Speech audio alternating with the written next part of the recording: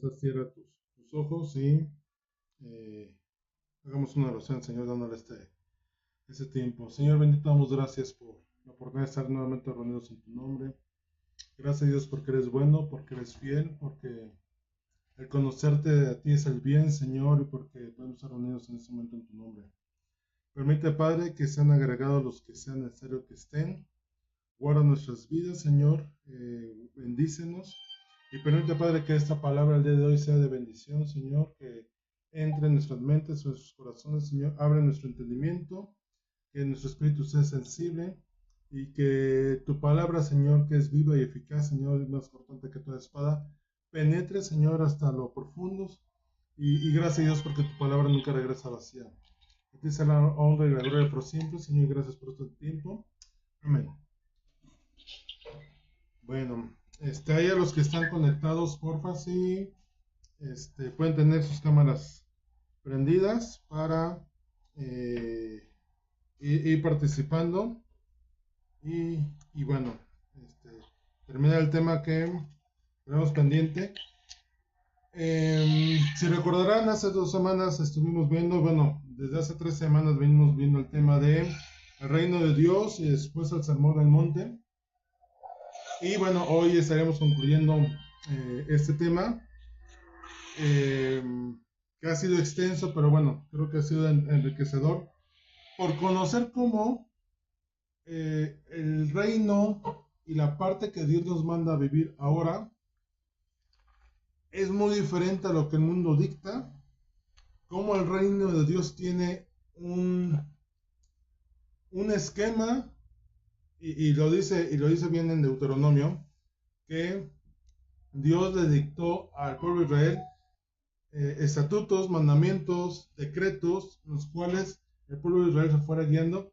Y hoy, a través del tema del estudio de el Sermón del Monte, podemos ver cómo Dios, a través, bueno, más bien Jesús, a través de la palabra, empieza a corregir todo lo mal interpretado de la ley a través del tiempo, desde el Éxodo hasta ese momento, cómo fue eh, corrup teniendo corrupción esta ley, esos mandamientos de Dios, estatutos, y cómo fueron cambiando al punto que, y ese rato lo estaba meditando, cuántas veces Jesús, utilizó ese término, habéis oído, y ese habéis oído venía a ser vengo a corregirles esto, ¿no?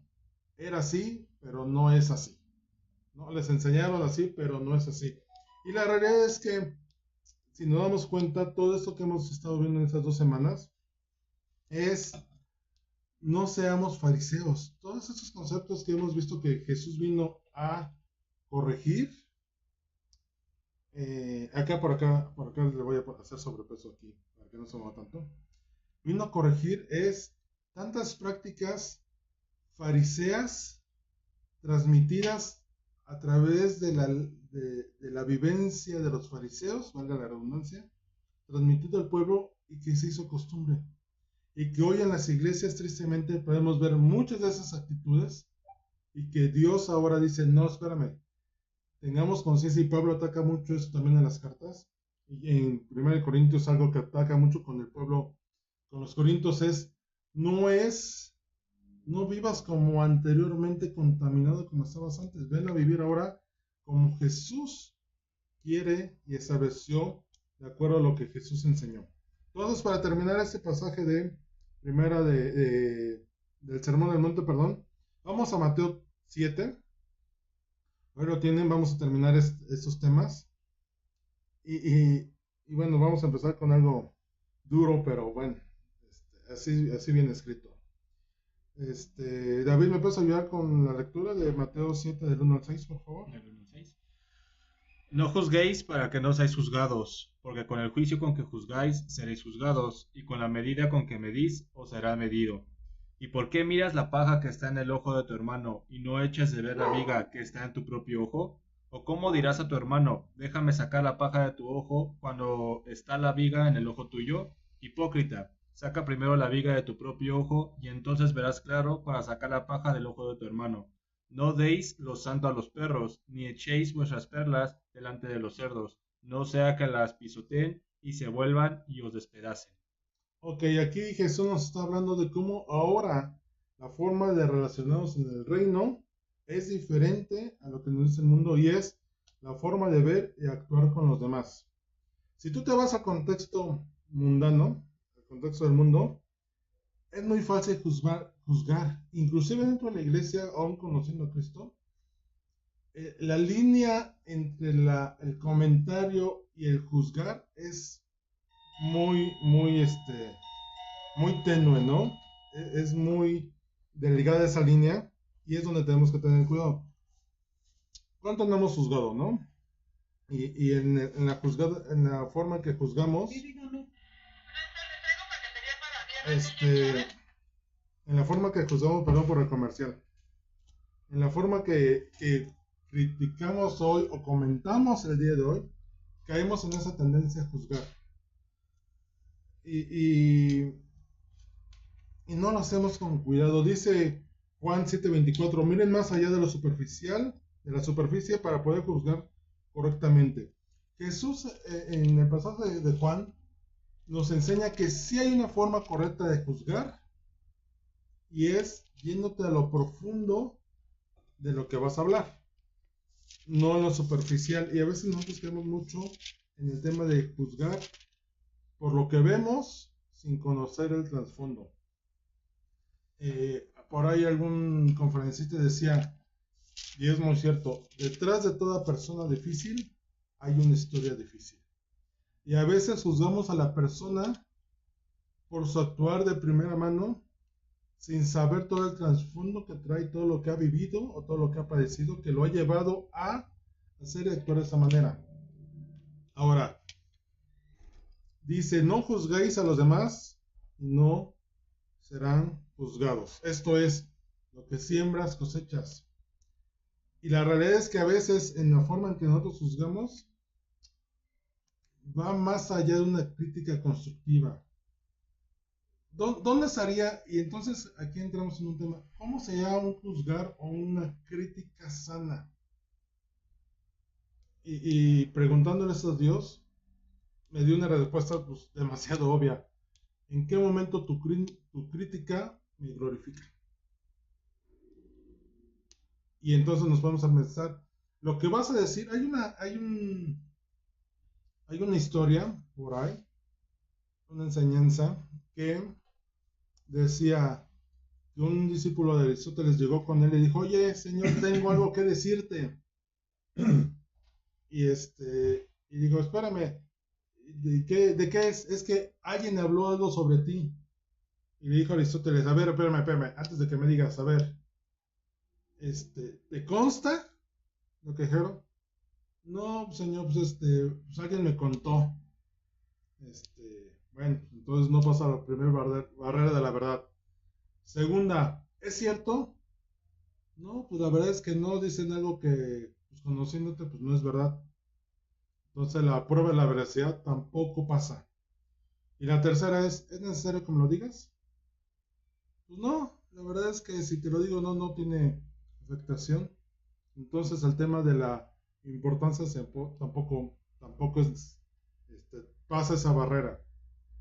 Así debe ser la crítica. Si hacemos una crítica, debe ser algo que glorifica a Dios, exalta a Dios y que realmente sea algo que a la persona le ayude a crecer o a cambiar cierta actitud. Pablo juzgó y criticó sanamente a los corintios cuando les dijo, oigan, están mal, tienen muchos dones pero son muy mundanos, ¿no? Tienen mucha manifestación del Espíritu pero no tienen amor. Defienden mucho la palabra pero permiten que una persona entre ustedes tenga una impureza sexual con su madrastra, ¿no? Entonces, pero Pablo siempre atacó el problema y les dio una solución. Entonces, esa es la forma en que, si vamos a juzgar, pues hagámoslo correctamente de una forma que glorifique a Dios. Ahora, ¿cuál es el mayor problema en ese tema de juzgar? Que juzgamos la paja del otro cuando en nuestra vista tenemos una viga de quién sabe qué tamaño, que incluso a lo mejor la viga es tan grande que nos permite ver solamente una pajita, porque es tan grande que no nos deja ver más allá de nuestras narices, dijera el dicho. No, tenemos que ser cuidadosos cuando juzgamos a alguien, no caer en este tema de juzgamos algo que a lo mejor nosotros somos peores. Juzgamos algo que a lo mejor nosotros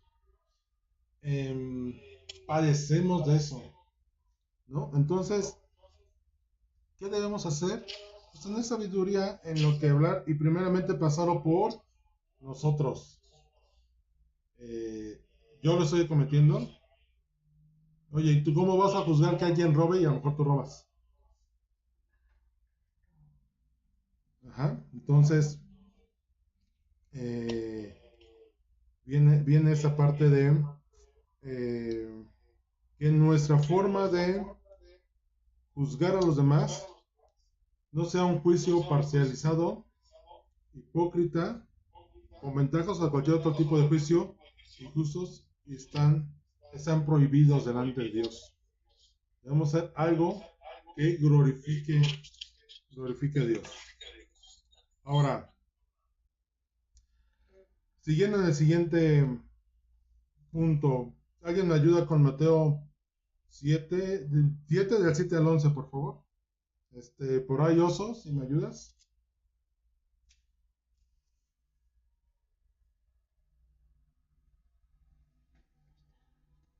¿Sí está el Oso? Sí. Ah.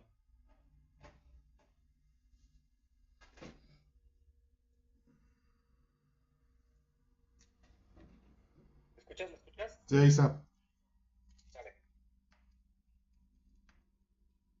Es el 7, va a partir del 7. 7 al 11, por favor. Ok. Pedid y se os dará, buscad y hallaréis, llamad y se os abrirá. Porque todo aquel que pidiere recibiré, y el que busca hallará, y al que llamara se le abrirá. Hasta el 11, porfa. Hasta luego, ok. ¿Qué hombre hay de vosotros que si su hijo le pide pan, le dará una piedra? O si le pide un pescado, le dará una serpiente. Pues si vosotros siendo malos sabéis dar buenas dádivas a vuestros hijos, cuanto más vuestro Padre que está en los cielos dará buenas cosas a los que le pidan. Ok, muchas gracias.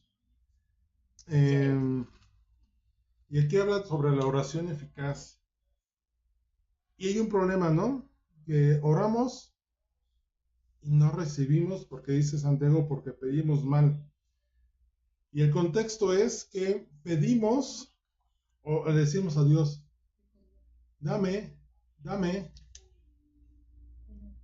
Pero a veces pedimos más olvidando la necesidad y pedimos por conveniencia. Ese dame, que a veces oramos a Dios, ¿cómo oramos? Yo me iría un poquito más a ese tema. ¿Cómo oramos? ¿Oramos para nosotros, pidiendo para nosotros o para alguien más? Nos enseñaron tienes una necesidad, pídele a Dios, ¿no? Y ve con Dios y cometemos el error de pedir erróneamente porque queremos que aún nuestros caprichos Dios nos los conceda. Señor, quiero un carro. Y a lo mejor no necesitas un carro. Señor, dame 1,000,000 de pesos. Y yo diría, ¿y para qué necesitas 1,000,000 de pesos, no? O sea, ¿cuál es tu necesidad, no? Dios contesta es más, Dios conoce nuestras necesidades. Como buen pastor, dice el Salmo 23, nos lleva a lugares de descanso, nos provee lugares de refrigerio, porque Él ya nos conoce. Entonces, cuando pedimos erróneamente, para nuestra conveniencia, no recibimos. Dice lo que acabamos de leer, que pidamos y recibiremos. Si buscamos, encontraremos. Y si llamamos, la puerta se nos abrirá. Pero siempre recordando que esto es sometido a la soberanía de Dios. Y es ahí donde entramos o la gente a veces se queja, es que Dios no me contesta. es que no conoces a Dios como para saber qué pedirle a Dios en su voluntad. Ahora, Dios es bueno definitivamente, y es lo que habla el pasaje. Si nosotros siendo hombres malos, con naturaleza pecaminosa, eh, con tendencias al mal, egoístas o cualquier contexto humano que quieran, ¿quién de nosotros, a los que somos padres, si nuestro hijo nos pide algo, le decimos que no? ¿A poco si un hijo nos pide de comer, le decimos, no tengo ahí, a ver qué comes, ¿no? No, la verdad es que los padres tendemos si estamos con el bocado, pues hijo, cómetelo tú, ¿no? En lugar de, prefiero que tú te lo comas a que yo me lo coma. O poco alguno de nosotros, si nuestro hijo nos dice, quiere para un pescado, le damos una serpiente. Imagínense una serpiente, ¿no?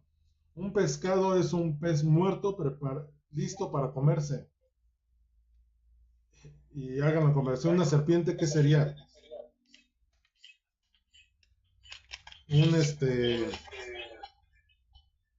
Un, un animal vivo que no es comestible y que arréglate para comerlo, ¿no?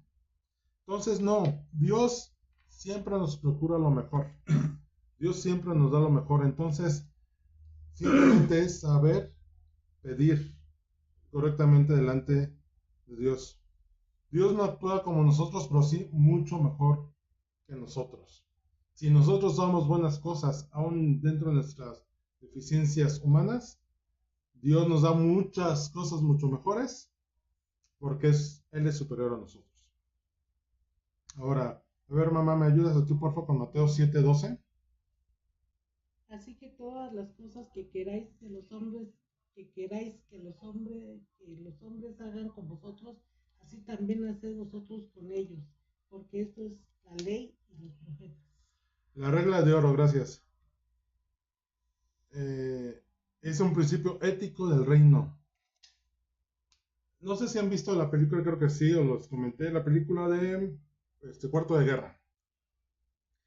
En ella hay una situación en la película ya casi hacia el final, cuando el esposo ya está restaurado, que van en el carro y se encuentran en la calle con uno de los jefes que lo corrió del trabajo. Y él se baja, tiene la llanta ponchada y se baja y lo ayuda a cambiarle la llanta sin que el otro le diga nada.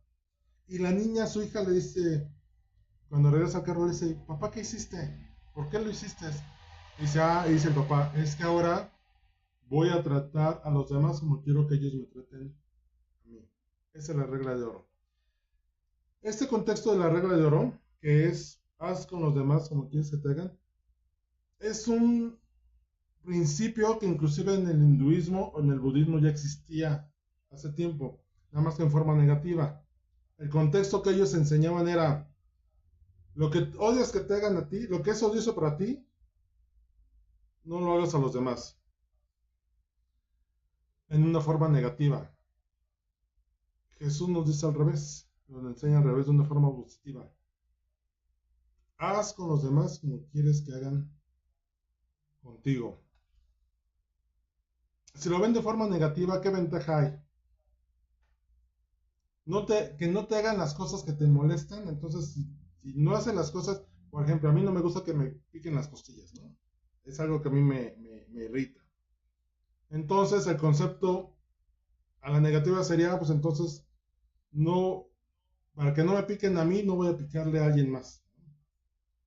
Pero Jesús nos enseña algo que va más allá de nuestro bienestar y nuestro entendimiento o nuestra conveniencia. Es, quiero que me traten con amor, entonces voy a tratar a los demás con amor. Quiero que me den respeto, entonces tengo que ser respetuoso con los demás. No me gusta que hablen de mí, pues no voy a hablar mal de los demás. Quiero que la gente me ayude, entonces tengo que ayudar a los demás. Y no una forma obligatoria, no una forma de castigo, sino más bien del nacimiento de corazón. Mucho de lo que Jesús habla en este contexto, que hablaba la semana pasada, es la intención del corazón de lo que Jesús trata en todo este sermón del monte. Entonces, no seamos como los demás. Queremos que la gente sea buena con nosotros, pues así actuemos nosotros para los demás. Ahora, entrando en esta última parte del Sermón del Monte, hay un cambio un tanto significativo en lo que Jesús viene hablando con lo que termina. Y yo le llamaré esto la ciudadanía del reino. En los pasajes anteriores Jesús estableció cómo era el comportamiento o cómo era la forma de gobernar dentro del reino. Esto es, todo el que estuviera dentro del reino tenía esos beneficios por vivir dentro. Pero aquí viene la parte importante. ¿Qué se necesita para ser parte de ese reino? Voy a ejemplificarlo de una forma diferente. Si tú quieres ir a Estados Unidos, ¿qué tienes que hacer? Pues cumplir con un documento que se llama visa y tener tu pasaporte para poder ir y estar allá. Y a los que hemos hecho este trámite, no es un trámite sencillo. Tienes que cumplir con ciertos requisitos y ciertas documentación, ciertas entrevistas, y te pueden negar el documento, claro, y con eso te niegan que entres, ¿no? Aquí Jesús habla sobre este tema de el ser un ciudadano del reino implica, número uno, vamos a leerlo en Mateo 7 del 13 al 14. Si me puedes ayudar, papá, por favor. Mateo 7. 13 y 14. Dice, entrad por la puerta estrecha, porque ancha es la puerta y espacioso el camino que lleva a la perdición, y muchos son los que entran por ella, porque estrecha es la puerta y angosto el camino que lleva a la vida, y pocos son los que la hallan. Muchas gracias. La versión que tengo, que es la Nueva Traducción Viviente, dice, solo puedes entrar en el reino de Dios a través de la puerta angosta. Y la puerta angosta es Jesús. ¿Qué implica esto? Tomar entrar por la puerta angosta es limitarte en todas las cosas que el mundo nos da. Esa imagen por ahí, hay muchas imágenes en internet de la puerta, el camino ancho, en el cual va toda la gente caminando. Sí, va con tomando, festejando, con riquezas, con bienestar, con posición, con estatus, y hasta es como bendecido, voy a ponerlo así, por la vida. Y los que van por el camino estrecho, por la puerta estrecha, es unos cuantos, a lo mejor limitados en riquezas, a lo mejor con pocas cosas, a lo mejor sin un estatus como los otros, pero vas a la vida eterna. Vamos a ejemplificar hoy muchos casos de esto. ¿Cuántas personas ricas que supuestamente tienen todo, al final viven solas, sin nada, con un vacío interno que no encuentran cómo llenarlo? Si ustedes han visto series coreanas, estadounidenses, hay muchas series donde habla de estas circunstancias, de cómo hay gente que supuestamente tiene todo y al final del día no tiene nada. Cuando caminar en Cristo es, al parecer para el mundo, no tienes nada, pero en realidad tenemos todo. En algún momento comentamos, puede haber personas muy buenas en el mundo, que alguien llega a decir, ay, es tan buena que lo único que le falta es tener a Jesús. ¿Usted crees? Le falta todo. No importa qué tenga o cómo sea, mientras no tenga a Jesús en su corazón, su entrada al reino, ni siquiera tiene un pase, una cortesía, ¿no? Simplemente tiene que sacrificar, y este pasaje habla de esto, sacrificar nuestro yo para que Jesús crezca en nosotros. ¿Cómo obtenemos esta ciudadanía? Pues poniendo nuestra fe en Jesús, creyendo en el sacrificio que Él hizo en la cruz por nosotros para salvación. Recordemos esto, la salvación es por gracia. Él no la dio. Hablamos en un sermón, en un estudio anterior, que el estatus alcanzar era muy alto para nosotros cumplirlo. ¿Qué es lo que ocurrió? Jesús vino a cumplir la ley por nosotros y lo único que nos dice es, aquí está, la quieres recibir, toma la decisión. Creo que les compartía,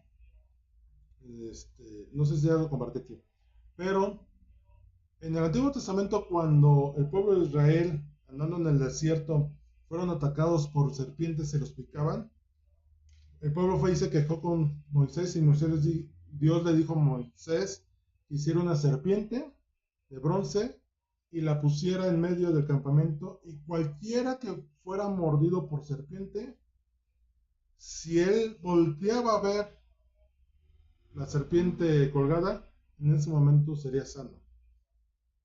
¿Qué significa esto? No todos iban a ser sanados de la picadura de serpiente, a no ser que decidieran por voluntad decir, me mordieron, voy a voltear a la serpiente para ser sanado. Es prácticamente lo mismo que ocurre con la salvación. Está ahí por gracia, pero solamente le da acceso al que cree, conforme a lo que dice Juan 3:16. Que todo aquel que en él cree, ahí está el requisito para poder tener la ciudadanía divina, que es el reino de Dios. Ahora, segundo punto, dentro del reino, está en Mateo 7, de 15 al 20. ¿Quién está por ahí, Denise? Si me ayudas, Denise, por favor. Mateo 7, del 15 al 20, por favor. Guardaos de los falsos profetas que vienen a vosotros con vestidos de ovejas, pero por dentro son lobos rapaces. Por sus frutos los conoceréis. ¿Acaso se recogen uvas de los espinos o higos de los abrojos? Así, todo buen árbol da buenos frutos, pero el árbol malo da frutos malos. No puede el buen árbol dar malos frutos, ni el árbol malo dar frutos buenos. Todo árbol que no da buen fruto es cortado y echado en el fuego. Así que, por sus frutos los conoceréis. Muchas gracias, Denise. Este pasaje me gusta mucho por una ilustración que alguien una vez me dijo. ¿Cómo identificas a un lobo vestido de oveja dentro del rebaño? Valga la expresión, por el hocico. Un falso profeta o cualquier persona que se haga pasar por oveja, por cristiano, simplemente tienes que poner atención en lo que habla o en la intención que lleva en lo que habla. Y ahí te das cuenta cuando es un lobo. Un lobo vestido de oveja no va a entrar a edificar el rebaño. Va a entrar a destruir el rebaño, a dispersarlos. Digo dispersarlo porque ahorita mi mamá es una expresión así de mover. Obviamente el fruto que Dios espera que demos dentro del reino es un fruto bueno, un fruto de edificación, que es por ahí el principio de los dones ministeriales, es para edificación del pueblo, edificación de la iglesia. Ese es un fruto sano. Y lo hablamos en varones hace 3 semanas o 4 semanas, si no mal recuerdo, no sé si recuerdas, Oso, que puede haber fruto no bueno. Y venía por ahí un ejemplo que nos ponía que alguien sembró un árbol de naranja y los primeros 3 años dio fruto, pero un fruto no comestible. El primer año dio fruto, pero estaba incomible. Otro año dio fruto y se parecía bueno, y ahora de abrirlo estaba seco. Y un tercer año dio fruto y no sabe a naranja, ¿no? Entonces, y aquí dice muy claramente, un buen árbol da frutos buenos. ¿Cómo es tu vida con Cristo? ¿Qué fruto estás dando? ¿Estás dando buenos frutos? ¿Cómo lo podemos medir? ¿Cómo nos podemos dar cuenta? ¿La gente alrededor de ti está creciendo contigo?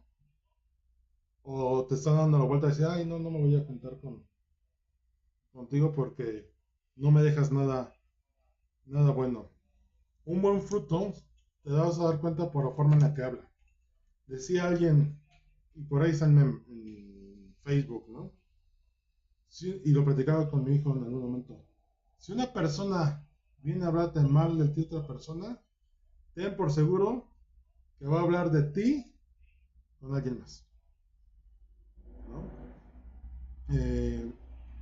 Les comentaba a algunos que han tenido la oportunidad de venir a mi casa, yo les decía, yo no le abro la puerta a cualquiera a mi casa. Bueno, no lo hacía antes porque mis hijos estaban pequeños y yo decía, no, yo no voy a dejar que mis hijos se junten con cualquiera. Si va a entrar alguien a mi casa, va a ser alguien que a mis hijos les pueda hacer ejemplo. Y creo que lo hice correctamente porque mis hijos se acuerdan muy bien de algunos amigos, ¿no? De Jerry,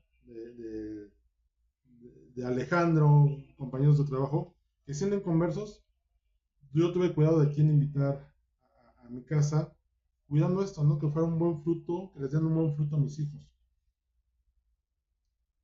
Yo te invitaría a que analizaras eso. ¿Tú estás haciendo un buen fruto para los demás? ¿Tú le abrirías tu casa a cualquier persona? ¿O serías cuidadoso en quién entra a tu casa? Entonces, por ahí puedes ver. Eso de los falsos profetas es, cuidas qué te están dando en sus palabras. Obviamente aquí Jesús se refiere a falsos profetas que vienen a dar seguramente una ley o un conocimiento de Dios distorsionado o invalidando mandamientos o moviéndoles a su conveniencia como ocurre hoy en muchos casos, ¿no? Asimismo, yo creo que debemos de cuidarnos de las personas, ten cuidado de la persona cómo habla, no cómo se expresa a los demás. Por ahí, por ejemplo, hay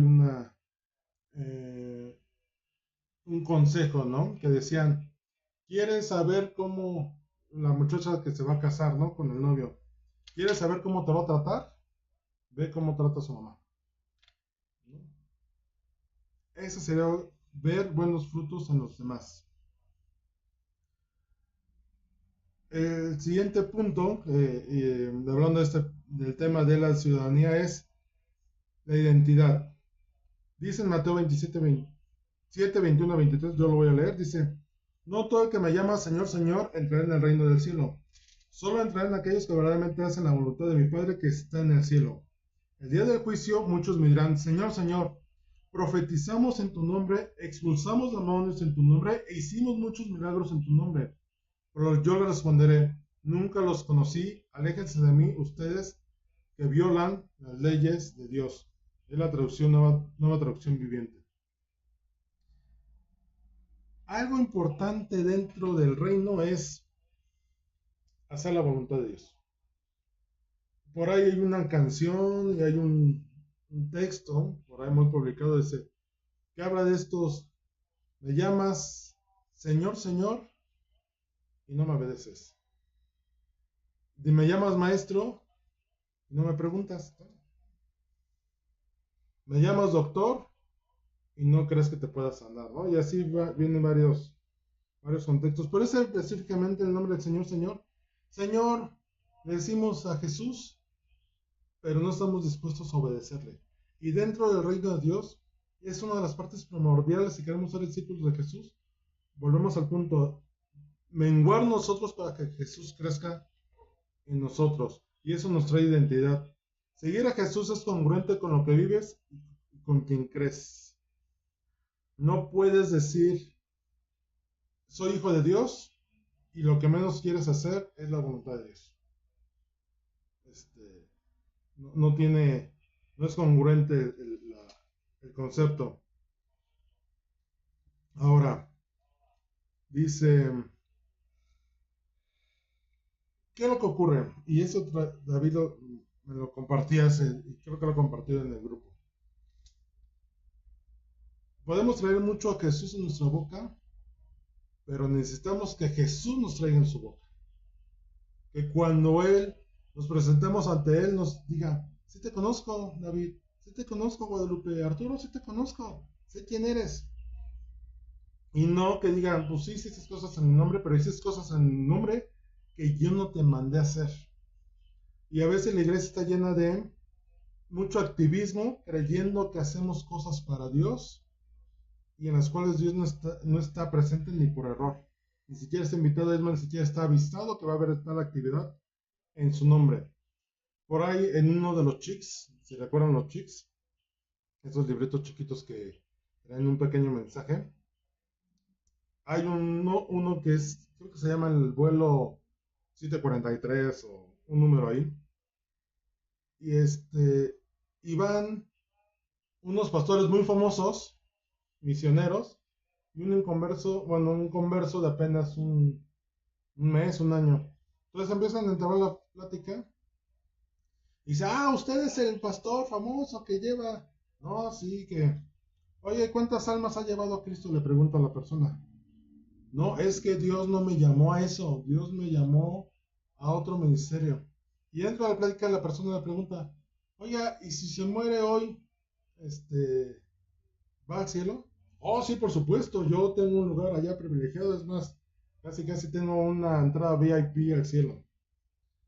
Van hablando de eso y en eso el piloto, tenemos un problema, vamos a estrellarnos, los motores fallaron, se estrella el avión y los tres mueren porque eran un matrimonio y el recién converso, y están en una plática y aparecen ellos en el infierno, ¿no? Bueno, ahí representan que en el infierno, y los dos, ¿por qué estoy aquí si yo?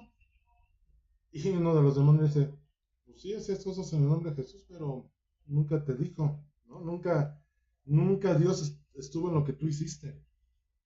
Y la otra persona estaba en el cielo porque ya le había compartido a alguien de Cristo. Qué duro. En el chick suena chistoso, ¿no? O cómico, o muy light, muy ligero el mensaje. Pero si lo analizáramos detenidamente, qué difícil, porque, y le doy el peso de lo que David, cuando lo compartí, decía, ¿de qué te sirve hacer tantas cosas para Jesús trayéndolo en la boca? Si llegando allá Jesús diga, ¿quién eres tú? No te conozco. No sé si la persona que pueda ocurrir con esa situación pueda sentir pesar, vergüenza, resentimiento, no lo sé. Pero qué difícil sería tal situación llegar y que Jesús te dijera, no te conozco. De ahí que vivamos una vida en la cual Jesús esté de por medio y no hagamos nada sin que Él nos mande a hacerlo. Así aseguramos estar conociendo a Dios y haciendo su voluntad. Y por último, este pasaje termina con un pasaje muy conocido. Y yo creo que es una de las partes también medulares de un cristiano o alguien que se dice cristiano o alguien que quiere poner a Jesús de por medio de la vida. Tener nuestra vida cimentada en la roca que es Jesús. ¿Qué enseña este pasaje de Mateo 7, 43 a 48? Dice que el hombre sabio construye su casa sobre la roca sólida, y el insensato construye su casa sobre la arena, o necio, ¿no? ¿Qué es lo que ocurre con ambas casas? Cuando vienen las lluvias y las inundaciones y los vientos fuertes, esto es las circunstancias de la vida,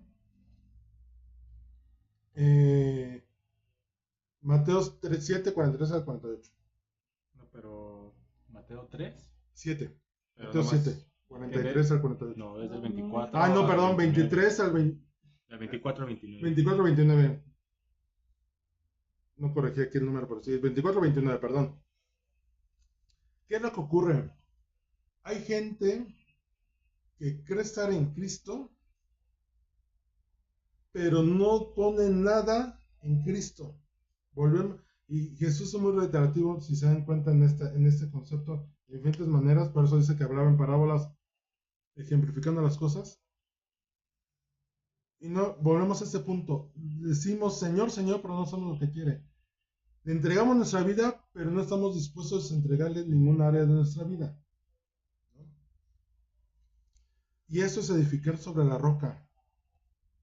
Cuando decidimos hacer a Jesús el centro de nuestra vida, entonces las decisiones que vamos tomando en nuestra vida y las cosas que tenemos que hacer en nuestras vidas, las vamos asentando en Él. ¿En qué manera? No solamente en el tema de preguntarle, Señor, ¿quieres que haga esto o es correcto esto? Sino todas estas partes que vimos del tema del reino. Señor, mi economía, ¿cómo la llevo como a ti te agrada? De esta manera. Señor, ¿cómo debo llevarme con los inconversos o con la gente que me rodea? Ya Jesús nos dijo cómo hacerlo. Señor, ¿cómo debo ser en la familia? De esta manera. ¿Cómo debo de actuar con los demás? De esta manera. ¿Cómo debo ser yo para delante de ti? Humilde, sencillo, con un corazón dispuesto, con hambre y sed de justicia, etc. Pero hay gente que se dice cristiana y lo comentamos otra vez, va a la iglesia creyendo que con eso cumple con el requisito de salvación, pero su vida la sigue llevando, sigue siendo grosera, sigue siendo ventajosa, sigue siendo ratera a lo mejor, sigue haciendo cosas en lo oculto, sigue procurando sacar ventaja de los demás, siendo malicioso con los demás, inclusive yo les diría, y va a ser a lo mejor una pedrada, fíjense, evitar el pagar impuestos, evasión fiscal, delante de Dios es pecado. Porque dice la palabra, y Jesús le enseña, dar al César lo que es del César, y a Dios lo que es de Dios. Inclusive en aquel tiempo, voy a ejemplificarlo, era como el pago de tenencia. Cuando llegan los fariseos y dicen, no han pagado el impuesto del templo. Y Jesús voltea con Pedro como diciéndole, no tendríamos que pagarlo. Jesús le dice, yo no tendré que pagarlo porque es mi casa. Pero bueno, está bien, para que darles de ejemplo, le dice a Pedro, ve, pesca en tal lugar, abre la boca del pez, vas a sacar, si no mal recuerdo, un dracma o 2 dracmas, dice que sea el pago de tu impuesto y el mío. O sea, aún Jesús pagó impuestos. Y este ejemplo se me vino ahorita. Aún en esas cosas hay gente estando en la iglesia que busca cómo tener ganancia para su bolsillo, sustentándose en una cuestión, a lo mejor una laguna que hay en la ley. ¿Qué otro ejemplo puede haber en esto? En algún momento platicaba con mi hijo, seguramente alguien vio un capítulo de Shark Tank México en el cual llegó una muchacha proponiendo un negocio de hacer las tareas de otros estudiantes y cobrarles por ello. Y que Arturo Elías le dice, a ver, espérame, ¿tu negocio es hacer la tarea de alguien más? Y la chava le dice, sí. Dice, Arturo Elías le dice, estoy fuera. Y todas las chavas, dentro de la discusión que tienen, dice, es que no es ilegal. Y dice Arturo, sí, no es ilegal, pero es amoral. Aún esas cuestiones, delante de Dios, no deberíamos hacerlas, porque no es correcto. Finalmente hay un engaño, una ventaja o un beneficio de algo incorrectamente hecho. Entonces, ¿dónde estás edificando tu casa? ¿Dónde estás edificando tu vida? ¿En Jesús, en la roca? ¿Realmente le estás cediendo el control de las cosas? Ya no estamos hablando de lo que los demás hacen. Si son fariseos o no son fariseos, se comportan así, si te juzgan, si te señalan. No. Tu vida, ¿cómo la estás llevando? ¿Has hecho cambios importantes en tu vida a partir de que conociste de Cristo? ¿Cómo te comportas con tus hijos o con tus hijas? ¿Cómo eres con el vecino? Con el vecino que a lo mejor te ha hecho cosas malas. ¿Hoy lo ves con amor o sigues odiándolo? ¿O sigues viéndolo así de, ay, bien, le voy a poner la llanta aquí para que no se estacionen en mi lugar? La calle es tuya, ¿no? Pero pones ahí por molestar al vecino.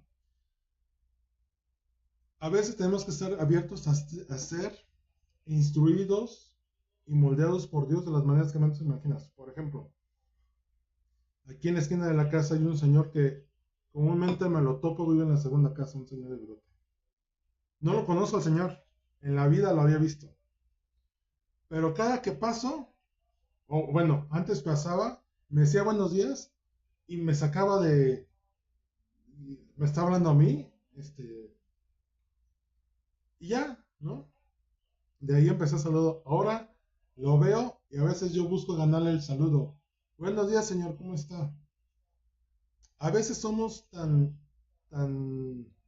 ególatras en nuestro sentir que a veces sentimos que nadie merece nuestro saludo en la calle. Y no es así. Dios no nos manda eso. ¿Ustedes se imaginan cómo era Jesús andando en la calle? Yo creo que a todos saludaba y a todos les regresaba una sonrisa, ¿no? Yo creo que si alguien gritaba, Jesús, bueno, el ciego Bartimeo le grita, Jesús, Jesús, hijo de David, ten misericordia de mí. ¿Y qué hizo Jesús? Se detuvo, dijo, espérame, ¿quién me gritó? Tráiganlo. Tráiganme al ciego Bartimeo y todavía le dice, ¿qué quieres que te haga? ¿Para qué te soy útil? ¿En qué te puedo servir?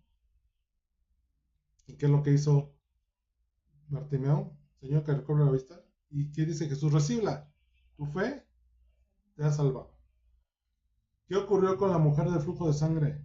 Dentro de toda la multitud, Jesús sintió que salió poder cuando fue tocado su manto. ¿Y qué hizo? Se siguió así de, a ver quién tuvo la suerte de tocarme. No, inmediatamente se detuvo y dice, alguien me tocó y todos los discípulos, Jesús, pues, estamos apretados, vamos como en el metro, ¿no? Ahora pico. Y preguntas quién te tocó y dice, sí, claro que sentí que alguien me tocó con un corazón necesitado, un corazón dispuesto. La mujer no se puede esconder. Y dice, fui yo. ¿Y qué hizo Jesús? ¿Le reclamó? Imagínense, ay no, me tocaste, ya me ensuciaste. Esta túnica era nueva y me la acabas de ensuciar con tus manos puercas, ¿no? Así había muchos que se comportaban, los fariseos se comportaban. Ay, el impuro, el leproso, la pecadora, ¿cómo lo aceptas aquí en tu casa que coma? No, Jesús era muy accesible al respecto. ¿Y por qué estoy llegando a este punto? Porque tenemos a Jesús de ejemplo que aún en las cosas más sencillas, Él mostraba el reino de Dios. Él mostraba gracia, Él mostraba amor, Él mostraba misericordia. Él hacía con los demás. ¿Por qué a Jesús le mantenían el ministerio? Porque había gente dadivosa que aportaba para el ministerio. Pues porque veían a Jesús el ejemplo a seguir. Jesús era dadivoso con todos. Obviamente, vuelvo al ejemplo. Si han visto la serie de Chosen, se habrán dado cuenta cómo los discípulos se preocupaban por el sustento y él decía, tranquilos, y siempre llegaba el medio de sustento. Entonces, con esto cerramos el estudio del Sermón del Monte, entendiendo que todas las áreas de vida que podemos tener, Jesús lo trató ahí y estableció las bases correctas, no humanas, sino celestiales, de cómo nosotros ahora podemos ver, sentir, vivir, comportarnos dentro del reino de Dios. ¿Y qué es el reino de Dios? La manifestación soberana de Dios sobre nuestras vidas a través del sacrificio de Jesús en la cruz. No podemos tener acceso a esta nueva forma de vida si no es por Jesús, que abrió el camino al Padre a través de su muerte en la cruz. Y la invitación al día de hoy es, ten el reto de cambiar tu vida en Él. Deja que Él transforme lo que tenga que transformar. Deja de resistirte. Y no de una forma farisea. A ver, recordemos, no porque lo tengas que hacer de cierta manera. Jesús, si dejas que Él obre en ti, Él te va a decir qué cosas van cambiando. Voy a compartir un testimonio de alguien que está aquí. Digo, espero, Oso, que me des permiso. Digo, no es nada malo. Pero tú lo comentaste, es un ejemplo muy claro al respecto de él, Carlos, apodado Oso, con cariño. Era antes alguien que si iba manejando y alguien se le cerraba, él era de bajarse y echar pleito, ¿no? Y a lo mejor sin medir lo que pudiera pasar. Cuando se dio cuenta que aún esta área se la tenía que entregar a Jesús, ahora él trabajaba en el aspecto y ahora alguien se le cierra y él cuenta hasta 10 en el espíritu y actúa en paz de forma diferente. Puede ser un ejemplo muy sencillo, muy simple, muy vago, ¿no? O a lo mejor para alguien imperceptible. Pero en esas pequeñas cosas es cuando puedes ver a un hijo de Dios, a Jesús manifestado en alguien que se llama Hijo de Dios, ahora a través de la sangre de Jesucristo. Entonces, analiza tú en tu corazón en ese momento, medita un poquito de esto. ¿Qué partes de tu vida, de tu ser, no has decidido entregarle a Jesús? Y es tiempo de que se lo entregues. Es tiempo que dejes que Él empiece a obrar y que realmente si le dices Señor, Señor, es porque vas a hacer lo que Él te diga que tengas que hacer. Cierra tus ojos ahí en tu lugar. Vamos a orar. Y medita un poquito en esta parte. Señor, gracias. Porque tú has venido, Señor, a establecer una nueva forma de vida, Señor. No solamente un cambio, un nombramiento, un título que ahora podemos tener como hijos tuyos, como cristianos, como discípulos. No, Señor, tú quieres establecer una nueva forma de vida en nosotros, abarcando todas las áreas de nosotros, en nosotros y por nosotros. Padre, te ruego que en este momento tu Espíritu Santo pueda ministrar cada corazón de los que están conectados, de los que después vean esta transmisión, Señor, y puedan ellos entregar su vida a ti, Señor, y puedan ser transformados conforme tú quieres. Porque los cambios que tú quieres hacer para nosotros son pensamientos de bien, basados en pensamientos de bien y no de mal. Señor, ayúdanos a caminar ahora en ti, en una nueva ciudadanía, en una nueva identidad, en un nuevo llamado, Señor, ahora como hijos tuyos. Ponemos ese tiempo en tus manos, Señor, agradeciendo que has sido bueno con nosotros en alcanzarnos, Señor, porque tú nos escogiste, tú nos buscaste. Nosotros estamos alejados de ti, viviendo y esclavizados en nuestros pecados, en nuestras malas maneras de vida, Señor. Y en tu misericordia tú dijiste, vengan y tomen de esta agua viva. Tengan nueva vida en mí. Gracias, Señor, por ese regalo inmerecido que nos has dado, Señor. Permítanos ahora vivir día tras día, honrando, glorificándote en esto, Señor, y dando agradecimiento por tu sacrificio en la cruz que ahora nos ha transformado, Señor, y no solamente para esa vida terrenal, sino por una vida eterna, viviendo en ti y contigo, Señor.